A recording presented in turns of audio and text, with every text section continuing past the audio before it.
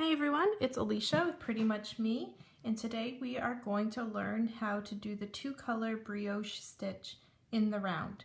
So what you'll need for this is two colors of yarn. I have my main color here, it's a light blue, and then I have a variegated color that's complementary to the blue. So you'll need both of these colors. You'll need 98 stitches cast on, size 8 or 9 needle, 16 inches in the round. And the pattern that we're using is called Brioche Like a Boss. I'll link the pattern in the description of this video. So our first step is to join this in the round. So you're going to place the stitch marker and be careful not to twist. We're going to knit this first stitch. You're going to take your working yarn, you're going to move it to the front. You're going to slip the next stitch, and then you're going to knit. And when you do this, you're not going to move your yarn to the back, so you're going to be creating a yarn over. So if we move our stitch to the front, move our yarn to the front, slip a stitch, knit the next one. Let's do that again. Move our yarn to the front, slip the stitch, and knit the next one. Yarn to the front, slip a stitch, knit the next one. So with brioche, what you're doing, you're knitting or purling together a stitch with its wrap every time. So it should have a buddy. Let's do it one more time. Move your yarn to the front, slip the next stitch, knit the next. And I want you guys to do this until the end of the round. Okay, so we're almost at the end of the round. You should have almost completed. I'll show you the last few. We move our yarn to the front, we slip the next stitch and knit the next. So this is going to establish our knit rounds. So whenever you're working with your main color, in my instance, it's going to be light blue. Whenever I'm working with light blue, that means I'll be knitting. And whenever I'm working with my variegated, I will be purling, doing a brioche purl stitch. When I'm knitting, I'm actually going to be doing a brioche knit stitch. All right, so this is the part I want to show you. When you have one stitch left, you have just knitted, and now you need to slip this stitch and then you're supposed to yarn over. If you yarn over with this yarn, it's not going to stay put. So what I want you to do whenever you end a knit row, I want you to slip the last stitch and leave your main color yarn hanging out in front. Just leave that here and this will make sense when we transition from a purl row. So we're going to slip our marker and we are going to start with our variegated. So with starting a purl row, a brioche purl, the first thing you need to do is yarn over and slip. So of course it's hard to do a yarn over when your yarn's just hanging out. Just kind of hold it here. You can tie it loosely to your tail stitch if that helps keep it in place. And what I want you to do, I want you to yarn over all the way around your right needle, and you need to purl this stitch and this yarn over together. So we're actually purling the slip stitch together with the slip stitch with its yarn over that we made. Okay, so we're going to slip this knit stitch, we're going to yarn over and knit together the yarn over with the slip stitch from the row before. So slip that one, yarn over, purl these two together. So slip that knit stitch, yarn over, knit, purl these two together. That's considered a brioche purl. So slip that knit, yarn over, purl these two together. And again, you're purling together the yarn that's wrapped around as well as the stitch we slipped the row before. I'll show you a couple more of these and then I'll meet you at the end of the round. So we're going to slip, yarn over, purl those together. All right, so keep doing this all the way to the end of the round.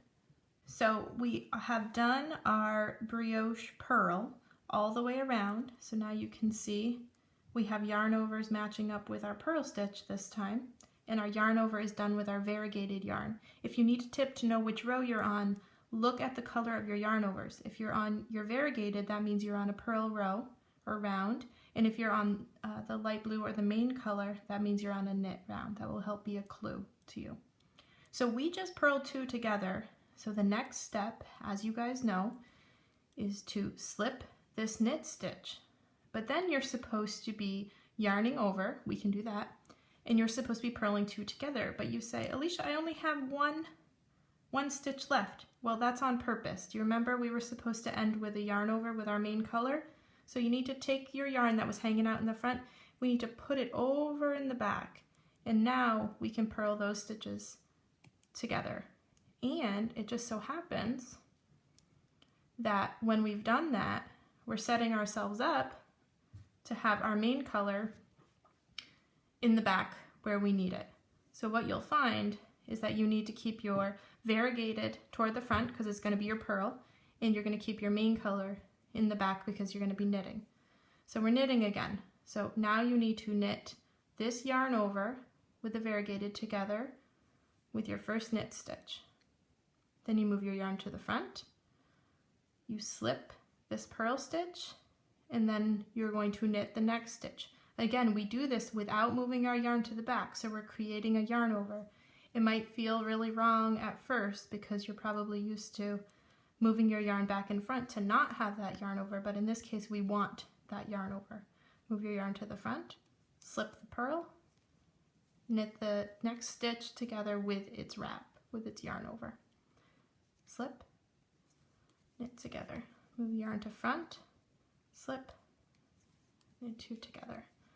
Move your yarn to the front, slip the purl, knit these together. Okay, we're going to do this to the end of the round, and I'll meet you at the end once again, and I will show you how to transition to the brioche purl round with your variegated or contrasting color. So we are just about at the end of our brioche knit round. You see we just have a few stitches left to work.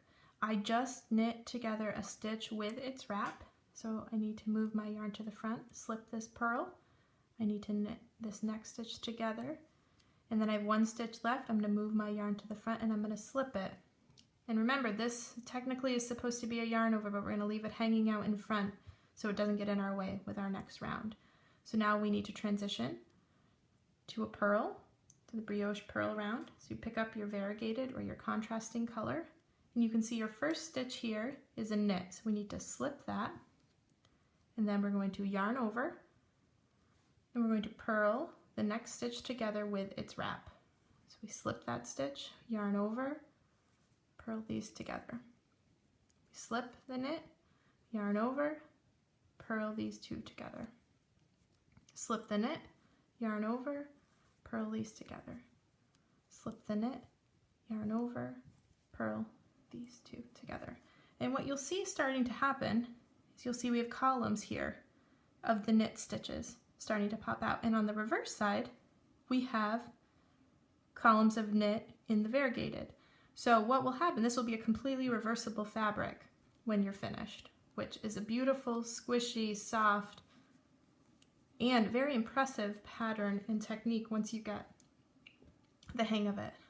So again, we're slipping that knit, yarn over, purl these 2 together. So I hope you give this a shot. Brioche is a fun stitch to do. It does take a little bit of time, so don't be too hard on yourself if you find it's going slowly. The reason that it goes slowly is because you have to work each round twice before it's complete. So you continue going back and forth between the brioche knit and the brioche purl rows, and I will come back another time and I will show you how to bind off your brioche project when it's time to do that. But in the meantime, get started. Don't forget to like and subscribe to my videos on YouTube, Pretty Much Me, and check out my Facebook page and my blog as well, www.prettymuchme.com. Thank you guys, and I hope you have a wonderful day.